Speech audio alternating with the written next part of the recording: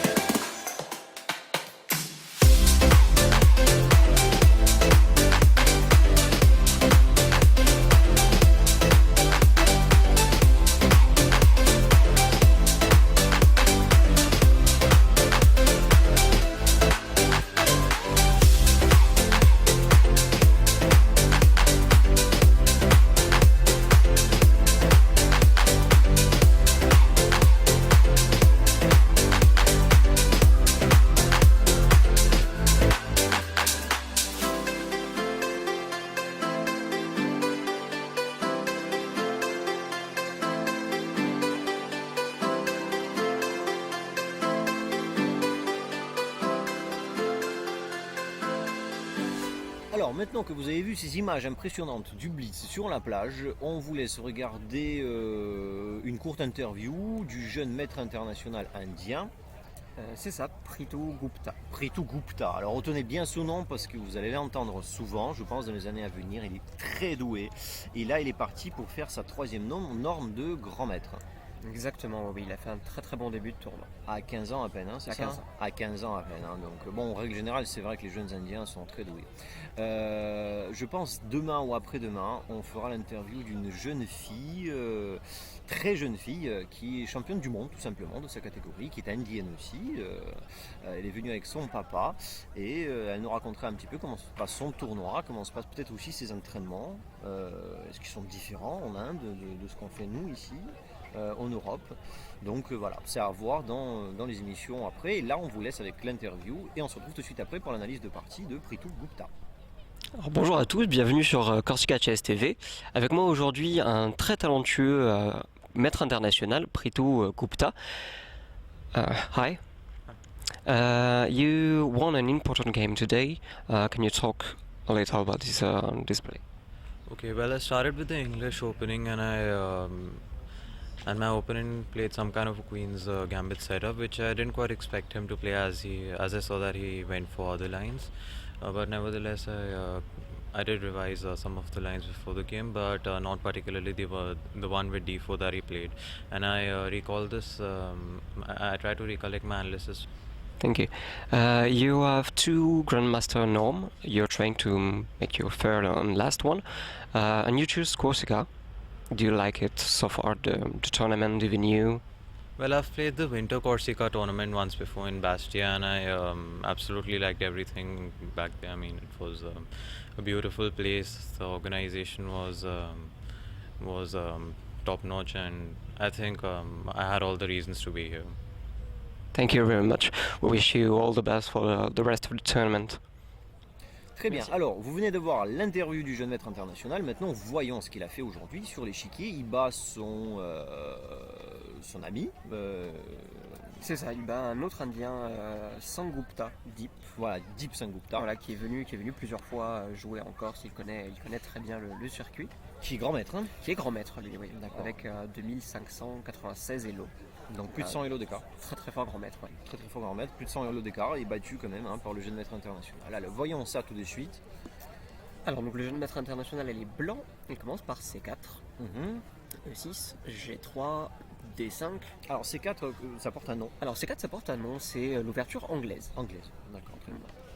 Fou G2, cavalier F6, cavalier F3, fou E7, petit roc, donc pour l'instant les deux joueurs jouent au centre, font le roc, B3, D4. Donc le pion de D4 il est plutôt bien placé, il est quand même très avancé au centre, il peut gêner un petit peu les pièces blanches. Par exemple le cavalier B1 n'a plus accès à la case C3. Donc pour l'instant c'est un pion qui est très fort. D'accord. E3, C5 évidemment les noirs n'échangent pas ce pion, hein, ils décident de le garder. Cavalier E5, cavalier D7, Mhm. pion prend D4, protège le cavalier en même temps, donc les noirs prennent le temps d'éliminer le pion D4. D'accord. Cavalier prend D7, dame prend D7, D3 et cavalier C6. Donc, les noirs finissent leur développement, les blancs ont encore quelques pièces à utiliser pour terminer le leur, mais Le fou blanc des cases blanches est extrêmement fort quand même. Hein. oui, c'est vrai que ce fou blanc ici contrôle vraiment une diagonale importante. Hein. D'accord. Bon, elle passe par le centre, donc c'est vrai qu'il est bien placé. Ok. B6, Bon, on avance un petit peu vite sur l'ouverture parce que la partie est longue et nous avons quelques moments clés qui nous intéressent vraiment. Donc du coup, bon, l'ouverture, hein, c'est plutôt classique. Hein. c'est ça pour l'instant, oui, ils ont joué au centre. Les rois sont à l'abri, ils sortent leurs pièces. B6, voilà, simplement pour mettre le fou en B7. Mhm. Et de là, il pourra vraiment contrer le fou des blancs qui est bien placé en G2. D'accord. Cavalier C2, fou B7, fou B2, tour D8, F4. Mhm. Alors tous les coups, enfin les derniers coups des blancs sont dirigés vers le pion D4. Le cavalier a fait une manœuvre par A3 pour revenir en C2 pour viser le pion D4. Le Mhm. fou B2 vise le pion D4. Mhm. Le pion F4 empêche le pion noir d'aller en E5 et donc de protéger ce pion ici. Donc tout le jeu vraiment se déroule sur cette case clé en fait. D'accord. A5, A3, tour E8, dame D2. Donc voilà, ça y est, toutes les pièces sont mobilisées.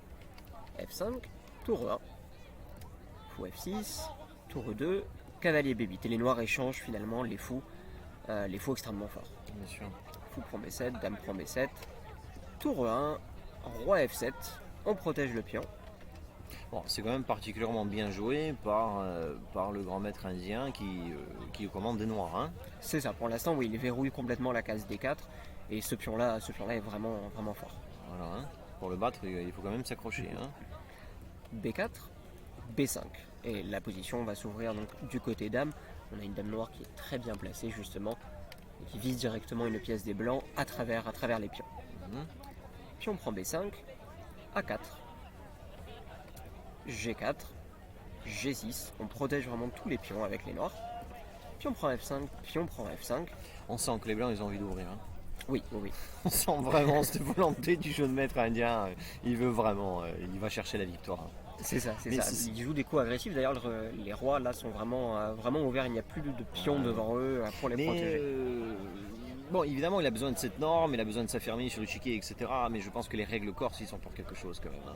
C'est bien possible. Oui, l'obliger à jouer dans tous les Ça, cas. ça, jusqu'au ça bout, oblige à jouer quand même, ça oblige à jouer et puis on voit vraiment la différence, hein. Si vous prenez un tournoi en Corse et regardez les parties qu'on vous montre, on ne choisit pas de parties forcément, vous avez voilà 90% de parties se jouent à fond et même s'il leur reste un pion, un cavalier, ils essayent toujours de gagner, ils essayent toujours de marquer, etc.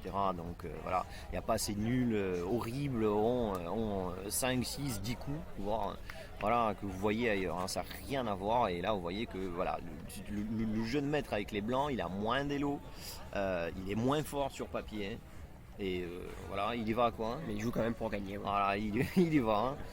Allez, c'est parti, on regarde la suite. Donc tour G2. Ouais, on La occupe colonne G s'est ouverte. la fameuse colonne ouverte, hein. Vous voyez, ça revient tout le temps, c'est un thème qui revient tout le temps. Tour G8. Tour E2. Donc, toujours pour la colonne G. Hein. Dame prend B5. Cavalier E1. Et ce cavalier peut se diriger du coup vers les cases très intéressantes. La case E5, peut-être la case G5. Et de là, il pourra même attaquer le pion D4. Donc c'est une très bonne case, la case F3. Il va s'y diriger petit à petit. Cavalier C6. Tour prend G8. Tour prend G8. Tour G2. Tour prend G2. Dame prend G2. Donc les tours se sont échangés. Fou H4 et cavalier F3. Dame prend D3. Ça laisse le fou en H4, hein. Alors dame prend D3, ça laisse le fou en H4, c'est vrai. Mais ce n'est pas très grave pour l'instant parce qu'après cavalier prend H4, on peut jouer par exemple dame B1. Et récupérer le fou. Voilà, qui fait une fourchette. On vise le roi, Qui fait une on vise fourchette, le fou. ouais, d'accord, ok, ouais. Et si jamais le Ça coupe la roi protection de la dame. se sauve, voilà, la dame ne le Et protège on pas. récupère là. On récupère. Voilà, sur échec. Et D'accord, ça marche. la dame n'a pas le temps d'aller attraper le cavalier. Ça marche. B5 a été joué, avec l'idée finalement de faire partir cette dame. Et une fois que la dame est partie, par exemple en capturant le pion B5, maintenant le fou H4 est réellement en prise. D'accord. Dame B1 échec, Mhm. dame F1, dame prend B2, pion prend C6. Et là on voit vraiment que le jeu maintenant va se passer sur les pions passés Il est finalement. dangereux ce pion, hein. Et le pion des blancs est très dangereux. Oui, il y a 2 cases maintenant de faire une dame. Un deux cases de la promotion, vraiment. Fou D8, Bon, il empêche, c'est plutôt un coup naturel. dame C4. Et jusqu'ici, voilà, la partie est vraiment très compliquée, mais elle est très équilibrée. Et après, le coup du grand maître indien dame B3, ici il y a une très jolie tactique. Les blancs ne vont pas sauver leur dame, ils vont jouer C7. Dame prend dame et on prend le fou et donc on Exactement. récupère une pièce tout simplement. Voilà, on sacrifie la dame temporairement, mais le pion capture le Bien fou sûr, et ouais. se transforme en dame. Donc nous avons donné un pion pour une dame en fait. Voilà, et Un pion pour un fou, pardon. Un pion pour un pion fou. pour un fou. On se retrouve avec une pièce de plus. Avec une pièce de plus, ouais. D'accord, ok. Dame c'est échec. Alors maintenant le gros problème on va dire des blancs c'est de trouver une case où le roi sera à l'abri. La dame va faire beaucoup d'échecs. Mhm. Il faut vraiment le mettre en sécurité. Roi G2, dame prend F4, dame prend D4, dame B8, dame prend A4 et échec au roi. Mhm. Roi H3, ici le roi trouve une cachette donc pour l'instant c'est ok. Dame C3, Menace le cavalier. menace le cavalier. Dame A7 échec, roi G6, dame G échec, roi F7, dame G3 protège le cavalier Mhm. et en même temps prépare un piège parce que la dame est sur la même ligne que celle des noirs. Échec, j'imagine, et on récupère Voilà, la dame, hein. le cavalier peut se déplacer Ouais, bien sûr, ouais. Échec et on récupère la dame. et au prochain coup voilà on attrape la dame. Roi F6, A4. On profite donc de la petite tactique qui a obligé les noirs à bouger le roi pour avancer maintenant le pion. H6, dame F4, roi E7, roi G3. Donc on protège le cavalier pour que la dame puisse Ah, pour que la dame puisse aller se prendre le déplacer. pion, bien sûr, oui, peut-être, oui, d'accord, oui. Ou se déplacer tout simplement. Dame G7 échec, roi Ok. F2, dame B2 échec, dame D2, donc on couvre toutes les cases. Dame A3, A5. On défend le pion, On défend le pion. en le poussant tout simplement, hein. Dame A4, cavalier D4, Mhm. roi F7, dame E3. Et ici, on est presque à la fin de la partie. La dame et le cavalier ont réussi à se coordonner, à attaquer le pion E6. Il n'y a pas vraiment de bonne façon de le défendre. On peut pas le sauver. On peut pas vraiment le sauver. Dame D7 ça marche pas par exemple, ou Dame A2. Il a joué Dame A2 Dame et A2, après ouais. Roi E1, les noirs ont abandonné. Il n'y a plus rien à faire. Et ici, il n'y a pas grand chose à faire en fait. Les blancs menacent simplement de capturer le pion. On imagine que les noirs le défendent. On capture le pion Ouais. avec la dame, pourquoi Dame pas. prend bien sûr. Cavalier Cavalier prend. Roi prend. Roi prend. Et il ne rentre pas Et et A6. il n'est pas dans le carré, hein, c'est ça. Voilà. Le pion passe. Hein. Euh, Alors, est-ce qu'on peut rappeler ce que c'est que la règle du carré d'ailleurs? alors la règle du carré, bon voilà, on vient de dessiner donc le carré du pion.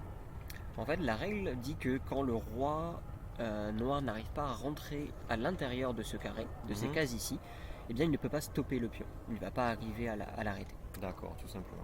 Voilà. Donc là, on va là même à. Voilà, on pour voit ça que- on fait une diagonale tout simplement à partir du pion. Et on voit que le roi ne le rattrape pas. Bon, là, on le voit à l'œil nu, mais le carré, il sert quand voilà, c'est un petit peu discutable. Des fois, on le voit pas tout de suite et le carré sert à ça. Voilà, quand les pions sont très loin, oui. Voilà, quand les Très pions sont utile. loin. Bon, là, c'est clair hein, que le pion passe. Bah, c'était pas mal, hein. C'était pas mal comme partie. Hein. C'était plutôt propre aussi et décidé, hein.